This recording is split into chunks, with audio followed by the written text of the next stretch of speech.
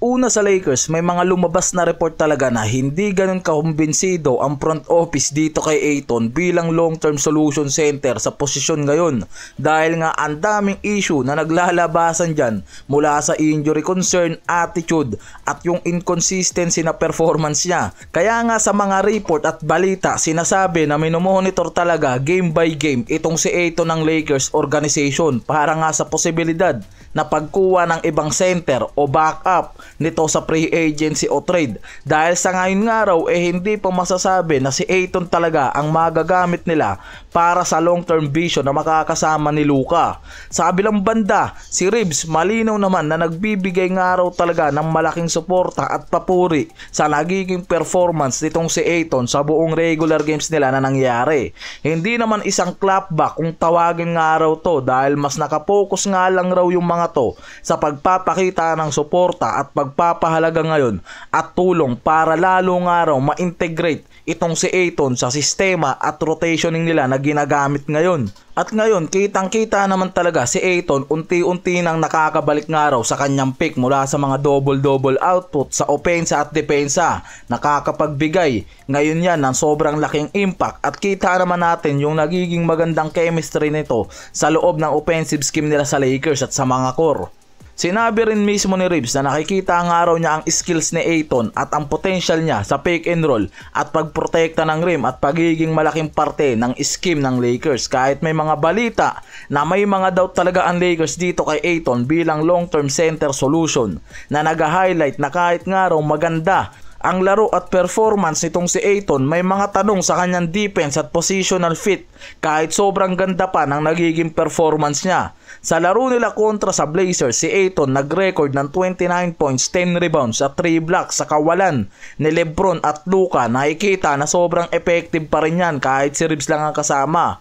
At yan yung mismo yung nagpapakita nga talaga ngayon na maganda yung contribution niya para sa lineup nila lalo na kung wala yung ibang mga core. Malaki ang natutulong ni Ayton bilang starting center, depensa at opensa. Nakakapag-contribute yan ng magandang numbers. Kaya malinaw na sinasabi ni Reeves na naniniwala nga raw talaga to sa talent at versatile nitong si Ayton bilang starting center at handa siyang tumulong araw para mas maging effective to sa loob ng sistema nila.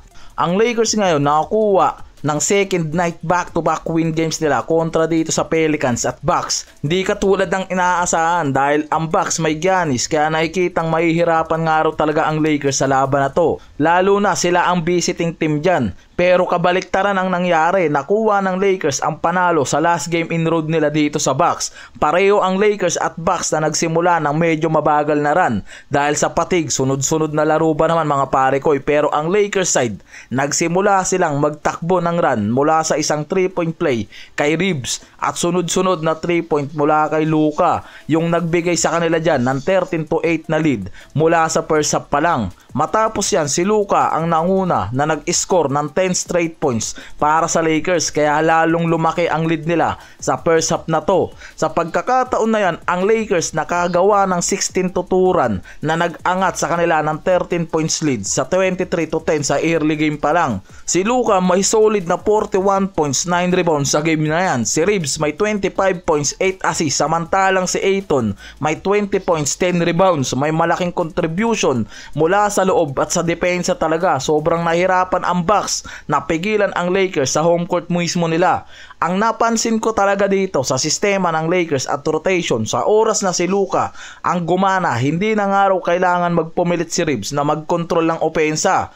Kaya kay Luka ang buong ikot ng opensa dyan. Samantalang sa oras na alatin itong si Luka, si Reeves naman ang pumuputok katulad na lang sa laban nila na nangyari kontra Pelicans. Talaga na kay Reeves ang ikot ng opensa. Walang nangyaring agawan pagdating sa opensa mula dito kay Luka at Reeves. Kaya sobrang gandang araw talaga ng nagiging outcome ng opensa ng mga to mula sa backcourt at syempre yung iba pang mga role players dyan na sobrang nagiging effective sa transitioning. Mahalaga ang panalo na to ng Lakers kontra sa Bucks dahil natapos nila ang road trip ng may maayos at may momentum sa game. Pinakita nila na kahit may kulang sa key players, kaya mag-step up ng iba at mag-deliver ng parehong ends, offense at defense mga pare ko. Kaya hindi na rin talaga masama ang nangyayari ngayon sa Lakers. Baka sabihin nyo na naman mahina lang yung tinatalo ng Lakers ano pa tong Bucks na may Giannis. Kaya siguradong depensa na lang talaga at consistency sa mga role player ng Lakers ang kailangan nga raw bantayan.